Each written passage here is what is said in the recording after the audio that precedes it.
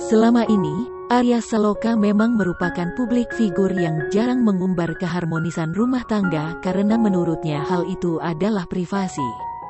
Belakangan, chemistry antara Arya Saloka dan Amanda Manopo di sinetron Ikatan Cinta membuat penonton terbawa perasaan alias baper.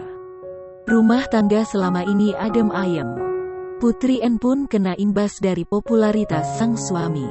Beberapa kali ia diterpa isu miring, termasuk gosip soal Amanda Manopo dan Arya Saloka cinta lokasi atau cinlok. Putri N pernah meradang menanggapi hal itu. Selama ini Putri N memang begitu yakin jika sang suami adalah aktor profesional. Rupanya kepercayaan Putri N itu dijawab lugas oleh Arya Saloka. Terlihat ketika setelah syuting, Arya Saloka masih menyempatkan diri untuk video call istri dan anaknya. Salah satunya ketika Putri N dan Ibrahim pergi ke mall untuk berbuka puasa. Dalam video yang beredar, ketika perjalanan pulang, Arya Saloka memvideo call anak istrinya di dalam mobil.